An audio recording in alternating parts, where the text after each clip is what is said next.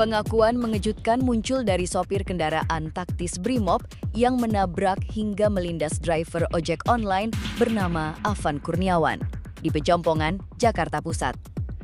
Dalam pemeriksaan terbuka yang disiarkan Divisi Propam Polri, sopir itu bersumpah ia tak menyadari yang dilindas adalah manusia. Di tengah kacaunya malam 28 Agustus 2025, ia mengira roda rantis hanya menghantam tumpukan batu yang berserakan akibat lemparan massa aksi unjuk rasa. Pernyataan itu mengguncang publik. Bagaimana mungkin seorang sopir pasukan elit keliru membedakan batu dengan tubuh manusia? Namun ia menjelaskan, situasi kala itu diwarnai kepanikan. Ratusan massa mengepung, batu, botol, hingga bom molotov menghantam bodi rantis. Ia hanya berpikir menyelamatkan 7 anggota Brimob lain di dalam kendaraan. Dalam kondisi tertekan, ia memacu kendaraan mencari celah untuk lolos dari kepungan yang semakin brutal. Malam naas tersebut, Afan yang baru berusia 21 tahun sedang bekerja mengantar pesanan makanan, bukan ikut aksi. Ia hendak menyeberang jalan, namun rantis Brimob melaju kencang, menabraknya, lalu melindasnya tanpa henti. Rekannya sesama driver ojol, Hafiz alias Ompong, bersaksi bahwa Afan sama sekali tidak terlibat dalam demo. Ia menegaskan, Afan hanya berusaha menunaikan order, tetapi justru menjadi korban tragedi yang tak pernah ia duga. Afan sempat dibawa ke Rumah Sakit Cipto Mangunkusumo, tetapi nyawanya tidak tertolong. Rekan-rekannya panik, berusaha menolong. Namun luka parah akibat dilindas kendaraan baja membuat segalanya sia-sia. Dalam perjalanan menuju rumah sakit, Afan menghembuskan nafas terakhir. Kabar duka ini cepat menyebar di media sosial, memicu gelombang kemarahan dari komunitas ojek online serta mahasiswa di berbagai kota yang menuntut kepenegakan keadilan secepatnya. Di hadapan Propam, sopir rantis tetap bersikukuh. Ia tidak tahu telah melindas seorang manusia. Ia menggambarkan situasi hidup dan mati. Pandangan tertutup massa, waktu sempit hanya 5 menit untuk keluar. Baginya keselamatan anggota Brimob di dalam kendaraan adalah prioritas utama. Ia berkata, "Maju kami mati, mundur pun kami mati." Alasan inilah yang membuat publik kian meragukan apakah aparat benar-benar melindungi rakyat. Pernyataan itu justru membakar emosi masyarakat. Bagaimana mungkin keselamatan aparat lebih berharga daripada nyawa rakyat sipil? Pertanyaan itu menggema di jalanan. Komunitas driver ojol, mahasiswa, hingga masyarakat sipil mulai turun menuntut pelaku dihukum pidana, bukan hanya sanksi etik. Mereka ingin hukum ditegakkan tanpa pandang bulu. Sebab, di mata rakyat, negara harus berdiri untuk melindungi warganya, bukan sekadar menjaga aparat bersenjata. Pada 29 Agustus 2025, ribuan mahasiswa tergabung dalam Badan Eksekutif Mahasiswa Seluruh Indonesia atau BMSI menggelar aksi besar di Jakarta. Dengan tema Indonesia Cemas 2025, mereka menuntut keadilan untuk Afan. Koordinator Pusat BMSI, Muhammad Ikram menyebut, tragedi ini mencerminkan wajah hukum Indonesia yang retak. Mahasiswa menilai aparat sudah melenceng jauh dari fungsi pengayom, berubah menjadi kekuatan represif yang menindas rakyat. Dalam aksi tersebut, spanduk merah bertuliskan "Bubarkan institusi pelanggar HAM" berkibar di jalanan. Massa menuduh polisi berubah menjadi algojo berseragam. Mereka mengecam keras penggunaan gas air mata, water cannon, hingga kekerasan fisik dalam membubarkan demonstran. Padahal, dalam negara demokrasi, kebebasan menyampaikan pendapat dijamin undang-undang. Seruan mahasiswa sederhana, mereka hanya ingin didengar, bukan dibungkam dengan kekerasan. Bagi keluarga, kehilangan Afan adalah luka tak tersembuhkan. Ayahnya Zakaria dengan suara bergetar mengaku tak sanggup menonton video saat anaknya dilindas. Ia hanya menuntut keadilan. Baginya Afan bukan sekadar anak, tapi tulang punggung keluarga yang selalu membantu mencari nafkah. Tangis keluarga menjadi simbol betapa murahnya nyawa rakyat kecil di mata aparat. Kesedihan ini menyentuh hati ribuan orang yang terus bersuara menuntut keadilan. Desakan kian membesar. Tak hanya mahasiswa dan ojol, lembaga hak asasi manusia juga bersuara. Kontras menegaskan, tragedi ini adalah pelanggaran HAM berat. Polisi yang menabrak harus dihukum pidana, bukan hanya sanksi internal. Kapolri Jenderal Listio Sigit Prabowo turun tangan, menyampaikan belasungkawa mendalam dan berjanji kasus ini akan diusut transparan. Janji ini menjadi sorotan. Rakyat ingin bukti nyata, bukan sekadar kata-kata manis belaka. Di lapangan, kemarahan rakyat terus membesar. Masa pengemudi ojek online bersama mahasiswa menuntut agar wajah para pelaku dipublikasikan. Namun pihak Brimob hanya menyebut inisial 7 anggota yang kini ditahan. Publik semakin gusar karena mereka menilai keterbukaan adalah kunci kepercayaan. Tanpa itu, janji transparansi tak ubahnya angin lalu. Seruan hukum pidana bukan etik menggema di depan DPR dan Makobrimob Kuitang. Ketegangan kian meninggi saat malam menjelang. Massa yang bertahan di sekitar Makobrimob menyalakan petasan, sementara aparat menembakkan gas air mata. Situasi mencekam membuat Pangdam Jaya, Maijen TNI Dedi Suryadi, turun langsung menemui massa. Ia menyampaikan pihak kepolisian berjanji bertanggung jawab. Namun massa tak mudah percaya. Mereka menuding aparat sering mengulur waktu, sementara korban sudah kehilangan nyawa. Suasana duka makin berat dirasakan keluarga Afan. Di rumah duka, kawasan Menteng, para tetangga dan rekan ojol terus berdatangan. Mereka mengenang Afan sebagai sosok periang, suka bercanda, dan selalu siap menolong. Kini, sosok yang tiap hari mengantar makanan demi mencari nafkah itu hanya tinggal kenangan. Ibunya menangis histeris, sementara ayahnya pasrah menyerahkan sepenuhnya pada keadilan negara. Kesedihan itu menyayat hati setiap orang yang hadir. Di sisi lain, Komisi untuk Orang Hilang dan Korban Tindak Kekerasan menilai tragedi ini sebagai lonceng peringatan. Jika polisi tidak dipidana, maka presiden buruk akan lahir. Nyawa sipil bisa hilang tanpa pertanggungjawaban. Mereka menegaskan, Indonesia adalah negara hukum, bukan negara aparat. Hukum tidak boleh tajam ke rakyat kecil tapi tumpul kepada mereka yang bersenjata. Seruan itu mendapat dukungan luas dari publik yang menolak impunitas. Sementara itu, Kompol Anton Asrar sebagai perwakilan Brimob menemui massa. Ia menyampaikan permintaan maaf dan menegaskan peristiwa itu murni ketidaksengajaan. Ia juga menambahkan 7 anggota sudah diamankan dan menjalani pemeriksaan. Tetapi jawaban itu justru menambah amarah karena publik menuntut kepastian siapa supir rantis yang menabrak Afan. Mengapa identitas lengkapnya belum diumumkan? Rakyat tak ingin kasus ini berhenti di permintaan maaf. Gelombang protes juga merambah media sosial.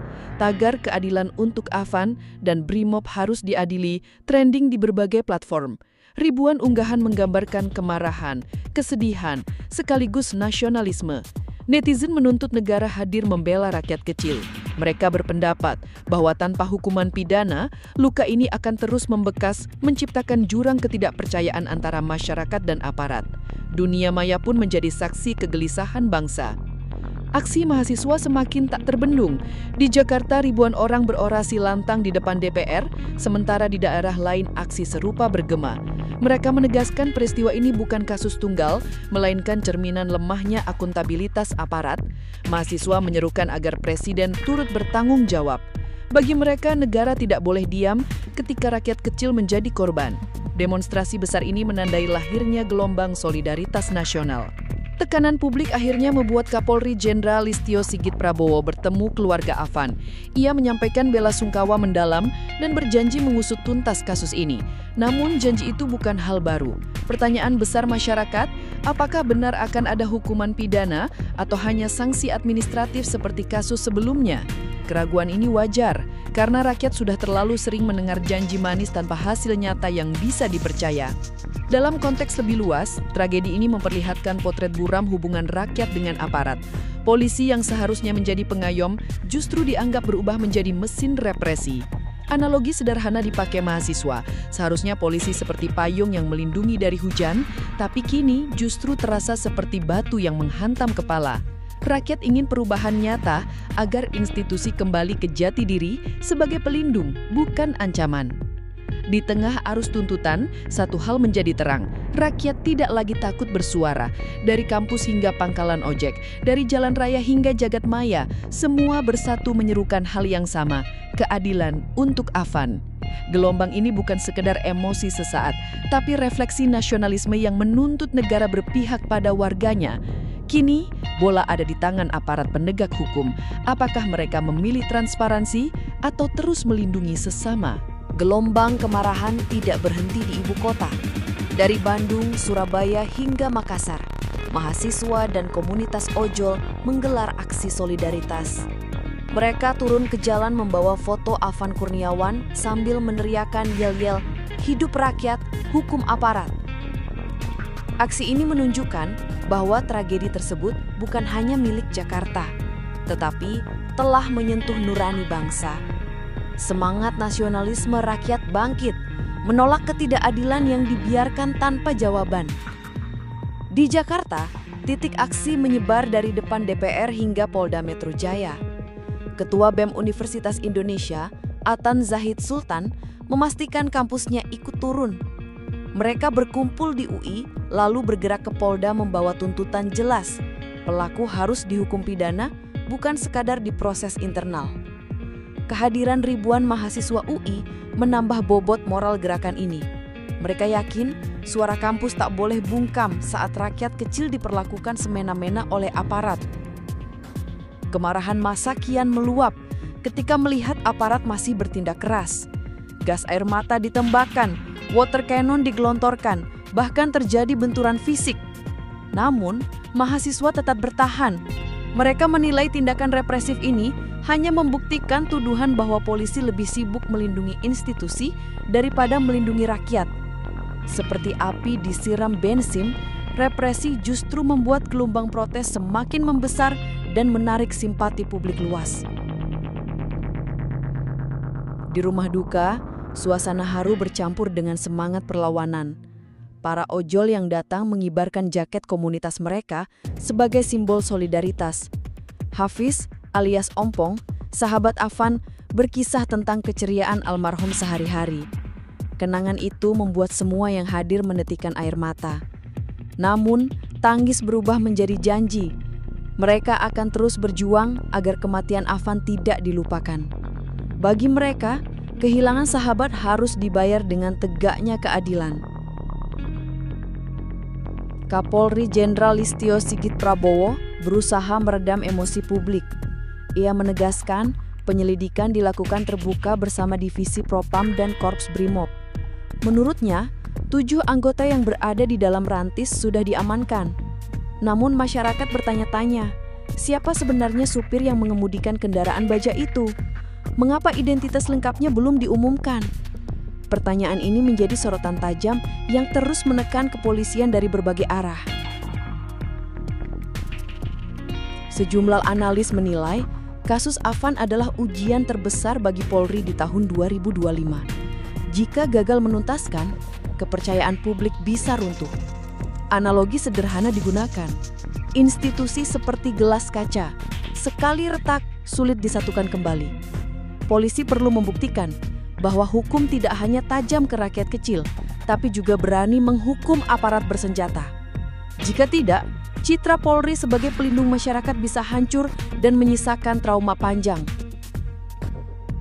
Di tengah desakan, muncul kekhawatiran bahwa kasus ini akan berujung kompromi. Sejarah mencatat, banyak peristiwa serupa berakhir dengan hukuman ringan. Namun, kali ini rakyat menolak tunduk. Mereka bersuara lantang bahwa kematian Afan bukan angka statistik. Ia adalah anak bangsa, pekerja keras yang hanya ingin mengantar makanan.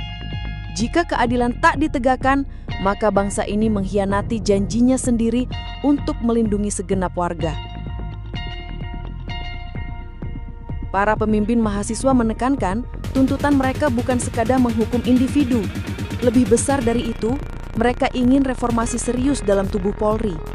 Mereka menyerukan pembenahan doktrin, pelatihan, hingga cara aparat menghadapi massa. Menurut mereka, tanpa perubahan mendasar, tragedi Afan bisa terulang. Analogi mereka jelas, tambal sulam tidak cukup, Kapal yang bocor harus diperbaiki agar tidak karam membawa seluruh penumpangnya.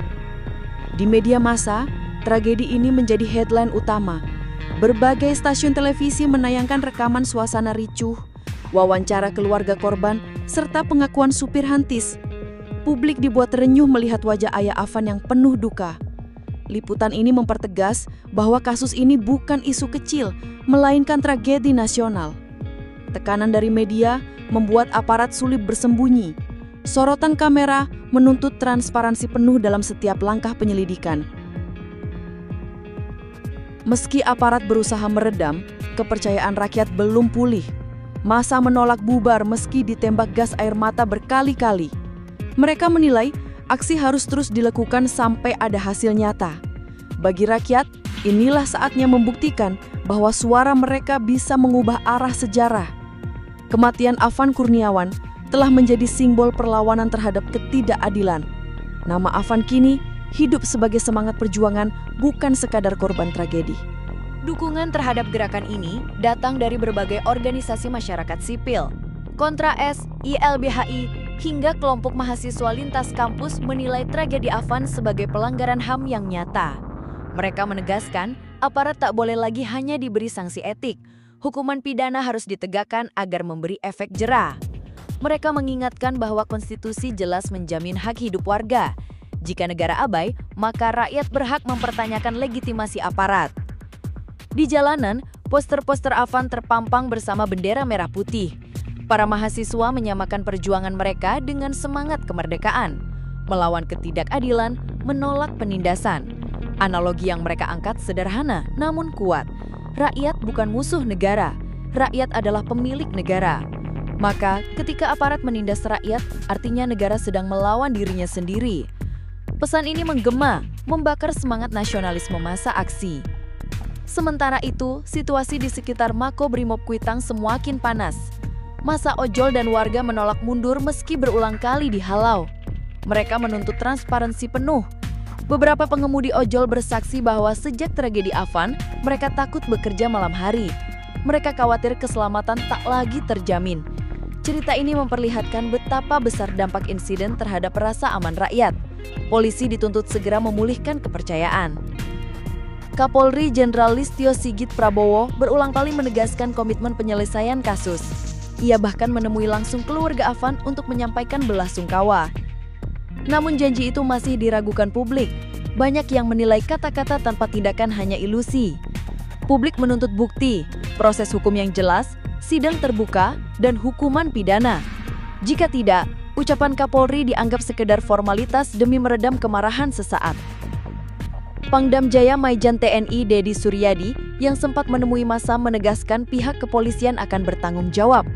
Namun pernyataan itu justru dibalas teriakan tak percaya. Kami tidak percaya penegakan hukum di Indonesia. Begitu suara massa yang merah. Reaksi itu memperlihatkan jurang kepercayaan rakyat terhadap aparat sudah menganga. Sekali janji tak ditepati, rakyat sulit diyakinkan lagi. Inilah tantangan besar negara saat ini. Di kampus-kampus, diskusi dan mimbar bebas bermunculan. Mahasiswa membedah tragedi Afan dari sisi hukum, HAM, hingga moralitas aparat. Mereka mengingatkan bahwa peristiwa ini bisa menjadi titik balik sejarah jika bangsa berani belajar. Analogi mereka tajam. Luka rakyat adalah cermin retaknya bangsa. Jika dibiarkan, retakan itu akan melebar dan menghancurkan fondasi persatuan. Maka keadilan untuk Afan berarti keadilan untuk Indonesia. Di media sosial, gelombang solidaritas semakin kuat. Tagar keadilan untuk Afan menjadi trending berhari-hari. Ribuan konten kreator membahas tragedi ini, menyuarakan simpati sekaligus kritik keras terhadap aparat. Video kesaksian rekan-rekan ojol viral, mengundang empati masyarakat luas. Rakyat kecil yang biasanya terpinggirkan kini mendapat sorotan nasional. Dunia maya menjadi ruang perjuangan, menyuarakan kebenaran yang tak bisa ditutup-tutupi. Pihak Brimob melalui Kompol Anton Asror meminta maaf dan menyebut insiden itu ketidaksengajaan. Namun publik menolak berhenti di kata maaf. Mereka menuntut siapa sopir Rantis diumumkan ke publik. Tanpa itu, rasa keadilan sulit tercapai. Apalagi 7 anggota yang ditahan hanya disebut inisial. Transparansi dianggap mutlak. Jika tidak, dugaan impunitas akan semakin kuat. dan menambah jurang ketidakpercayaan antara rakyat dengan institusi. Di rumah duka, doa-doa terus dipanjatkan. Para ojol berkumpul setiap malam mengingatkan satu sama lain bahwa perjuangan harus berlanjut. Mereka menilai Afan adalah simbol dari ribuan rakyat kecil yang seringkali tak dianggap. Dari kisah Afan, lahir semangat untuk terus menuntut keadilan. Ayahnya, Zakaria, mengatakan ia hanya ingin keadilan, tidak lebih. Ucapan sederhana itu menjadi kekuatan moral yang terus menyulit aksi-aksi protes. Bagi mahasiswa, tragedi ini menjadi alasan kuat untuk mempererat solidaritas. Mereka menyebut bahwa gerakan 29 Agustus 2025 hanyalah awal. Gelombang berikutnya akan terus bergulir sampai tuntutan dipenuhi. Analogi mereka tegas, seperti air bah yang menembus bendungan, suara rakyat tak bisa lagi dibendung.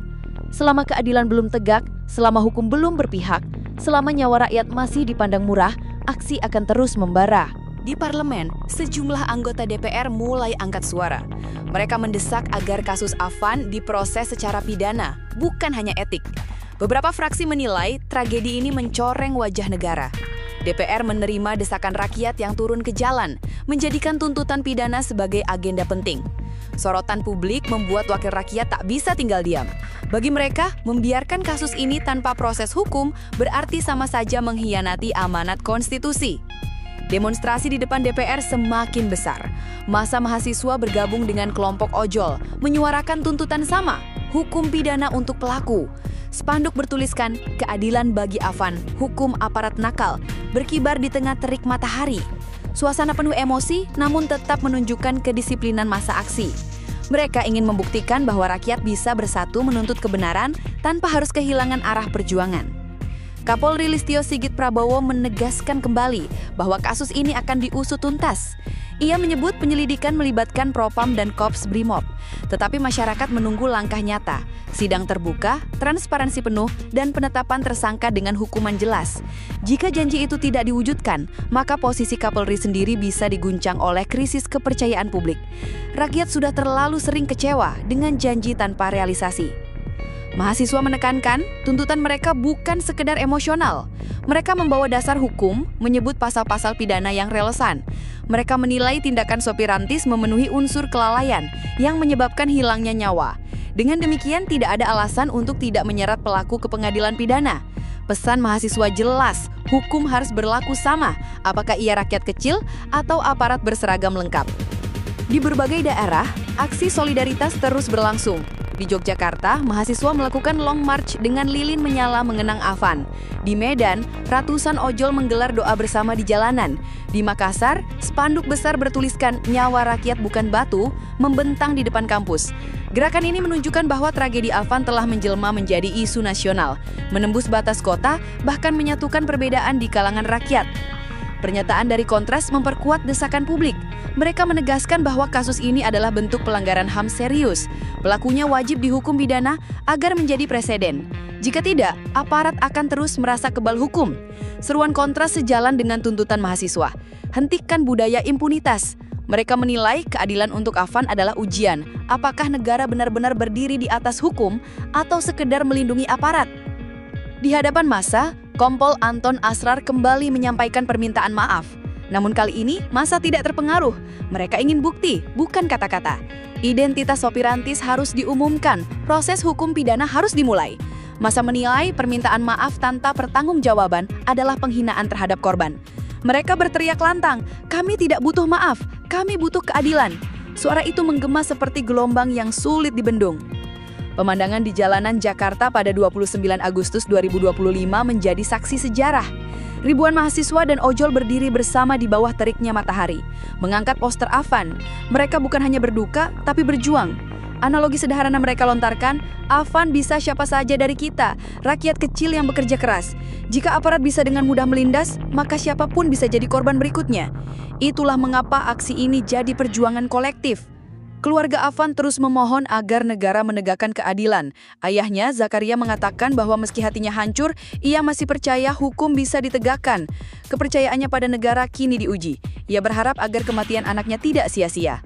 Kesaksian Zakaria menjadi pengingat bahwa tragedi ini bukan sekedar statistik, tapi kisah nyata seorang anak bangsa yang kehilangan nyawa karena kelalaian aparat bersenjata. Kini sorotan publik tertuju pada langkah lanjutan.